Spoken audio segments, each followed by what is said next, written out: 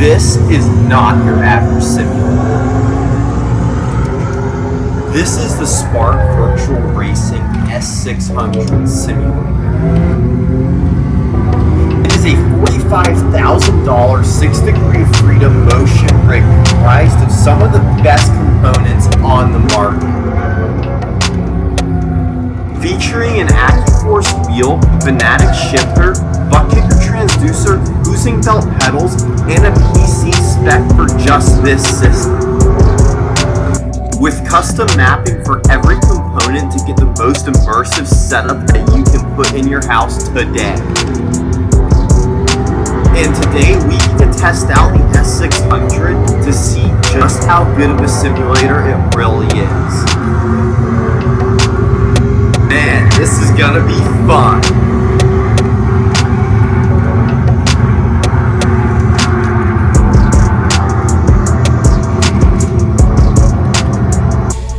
Alright guys, so the first car we're going to test out today is the 2017 991 GT3 Cup car around the Nürburgring.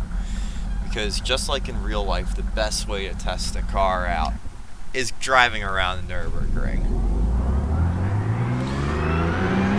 So like I said, this whole simulator is 6 degrees of freedom. And all the tuning is done by Spark Virtual Racing. Everything is continually updated through them. Whenever you buy a simulator, all you have to do is just tell them where to put it. It's awesome. They set it up in your living room, piss off your wife. They'll set it up wherever the hell you want it. And this thing, it's great. Full 6 degrees of freedom. It just keeps moving and moving and moving. Every little bump you can feel around the Nürburgring. It's brilliant. Every shift, you get a nice little thud in your back. It has a butt kicker built into the seat so you feel all the vibrations. It really makes the car come alive, I tell you. You can get this with Oculus too. So if you want the full sensation of driving, you just have to spec it out with Oculus Rift, and then you're just set. Like this with an Oculus Rift would be the cream of the crop. Today we have it set up with the triple mileage, that way we can record the triples with our camera too, and you can see exactly what's happening.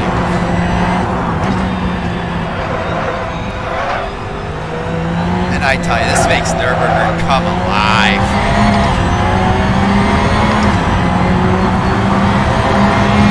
The AccuForce steering wheel is very nicely weighted in your hands. It's nice and direct, gives you all the detail that you want. What's really nice about a motion simulator like this is you get so much of the suspension feeling and the tire flex through the actual seat and the motion of the simulator. That way it doesn't have to go through the steering wheel as much. You get the nice feeling of tire flex through the steering wheel. But the majority of the feeling is through the seat, through your ass, just like it should be in real life. Which is what makes motion simulators so great. And the steering is nicely weighted, and it's also tuned by Spark VR specifically for this setup. And everything just works together so nicely. So nicely. The paddle shifters are brilliant. They feel like AccuForce shifters. Pedal feel is phenomenal. And even though it doesn't seem like the simulator moves a whole lot, it moves a lot, I'm telling you. You don't need a 6 degree of freedom setup that's up on the massive hydraulic pistons and everything. I feel like that's just more gimmicky than anything else.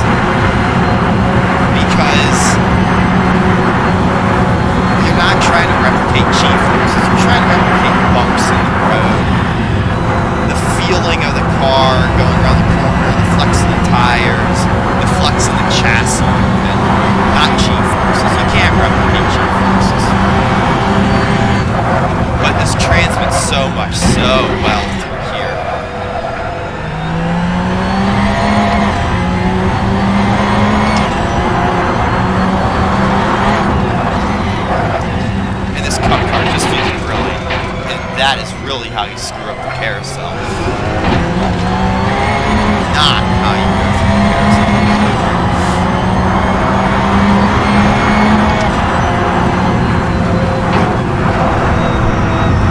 Oh, good save. I would not have been able to save that if I couldn't feel through my ass.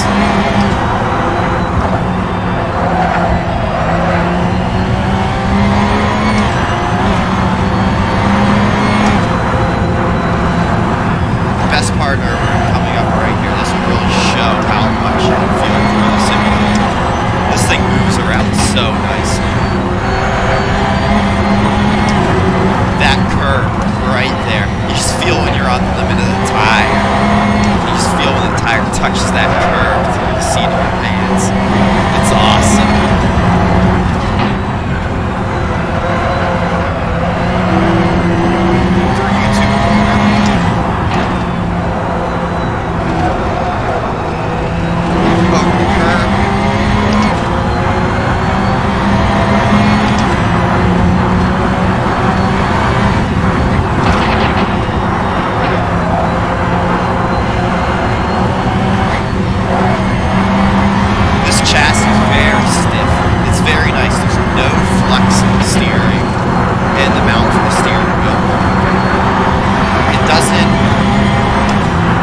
Nice and solid.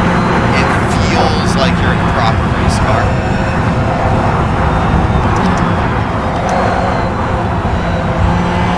And everything's just so nice and direct. It's tuned very well. And everything's awesome. Also, everything's adjustable.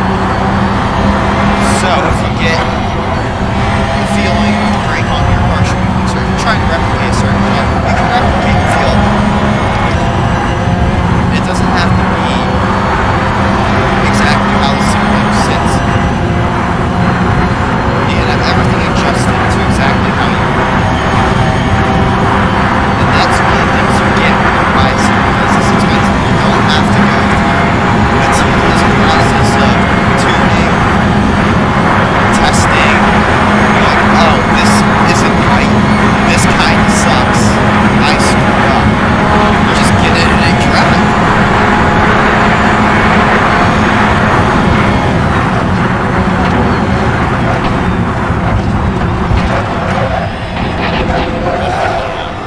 Nice.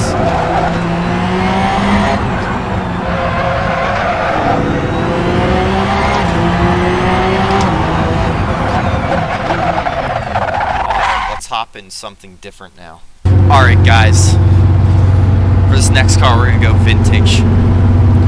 Cooper T81 Formula 1 car. Yeah. 3-liter F1. 1967 season. This car is from Men Were Men.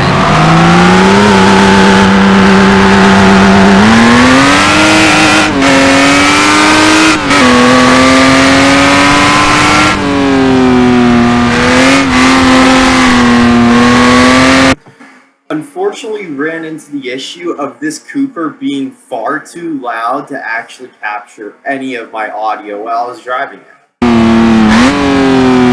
While I was driving this Cooper, one of the big things that stuck out to me was how much you could really feel the car through the simulator. Because these old Formula 1 cars, you have to drive them right on the edge of grip. Right as the rear end's starting to come out, and you're basically drifting it through all the corners, neutral sliding it through every corner, because you're on bias-ply tires that don't like the heat, and they're kind of a pain in the ass to drive on. So, you get a really good feeling for the slip angle of this simulator and how it simulates the car sliding sideways, and it did that extremely well. On a non-motion platform, I've driven this Cooper many times. I hadn't driven it on Riverside before, so I was going into this car very blind, unfortunately. But it really did a great job at replicating that slip angle, and you could really feel it in this car. The other thing I was commenting on while driving this car was the fact that the shifter is so nice and direct. You get a nice positive notch as you go into gear, much like an actual race car. It feels like you're shifting a proper dog box. Unlike most simulator shifters that just feel dead and feel sloppy, they don't feel like the real thing. This was a very nice change of pace. So we are now in the Cayman GT4. Manual. Exactly how it should be. The shifter placement for this car is perfect. For the Cooper, wasn't so much. But for this Cayman, it's perfect.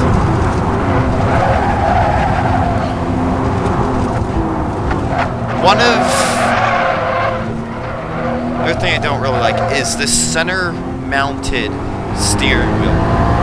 It can be a tiny bit intrusive when downshifting and when right foot braking. With left foot braking, surprisingly, it's not that bad. It's mainly with right foot braking and heel toe downshifting. It's not too bad, but it's something that will be improved in the future.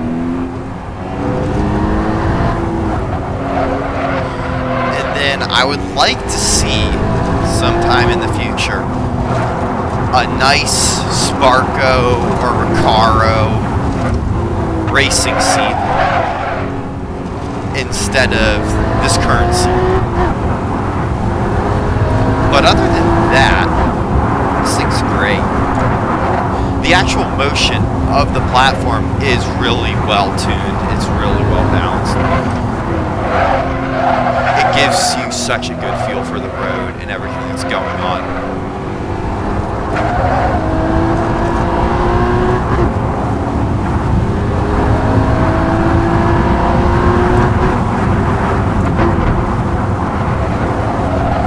Especially on a track like Mid-Ohio, this is a great course. And you can feel all the little bumps in it. Like in real life, hitting that curve, massive shunt.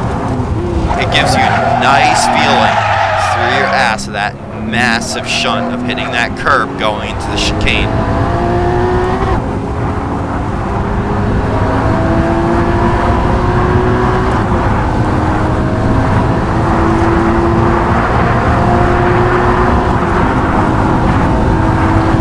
Brake at the 4.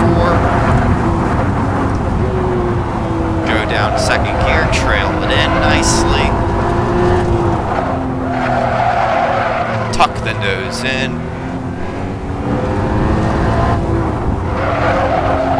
Get the car's weight transition before entering that corner.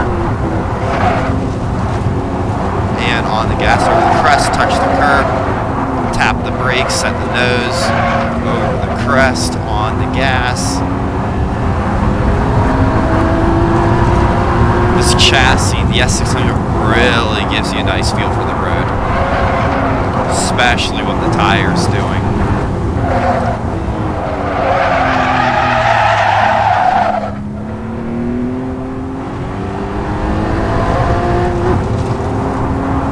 This AccuForce, after like 30 minutes of driving, a manual, especially a manual, where you, most of the time, well, a good majority of the time, you only have one hand on the wheel. Oh my god, it's a workout. My left arm's gonna be nice and beefy tonight. Get that nose tucked in, come on.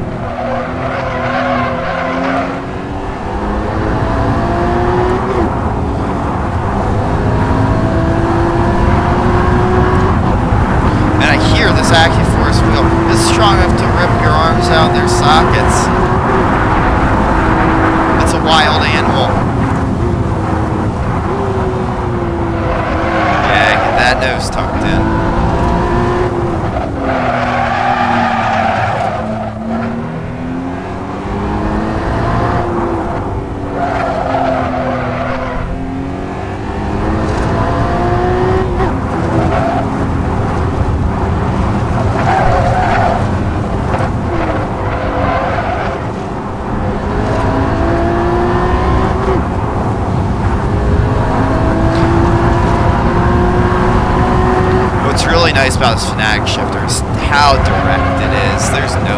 popping the damn thing.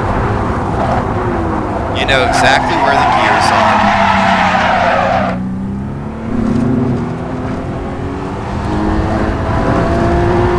It's just gives a nice positive click, like an actual manual. Just a nice positive click.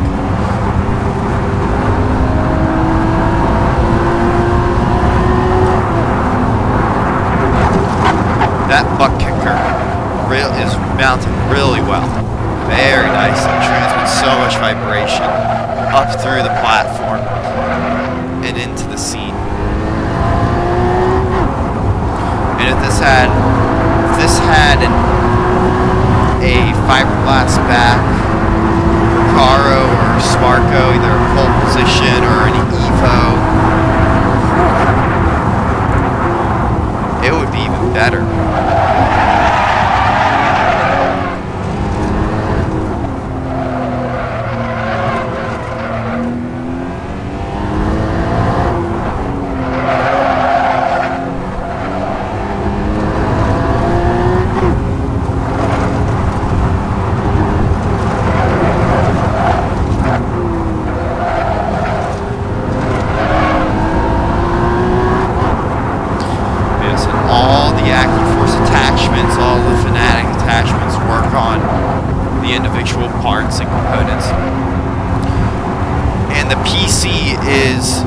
Specifically for this setup, so you don't have to go out and buy some massive PC. It comes with the setup, and for the money it doesn't get much better than this. And you know, if you want to build something like this on your own, it'd take forever. You'd be doing so much testing and tuning. That just makes it not worth it. You just buy this thing instead and tell them to put it in your living room.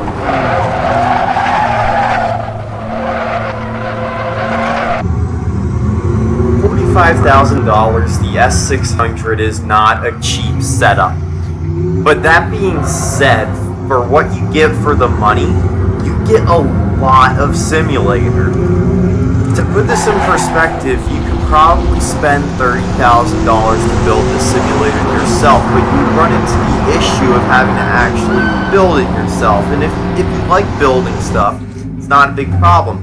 But if you just want to get in the simulator and drive, you're not going to have that. You can't get that. This is such a good experience and positive simulator. You'd be stupid to not buy this one if you're looking for a simulator in that price range. The other thing is, if you did build this yourself, you wouldn't get all the amazing tuning that has gone into this setup to make it what it is today. So I'm happy to announce that in the future we are going to be coming out with a new series where we compare real-world cars to their virtual counterparts to see exactly how good simulators have gotten.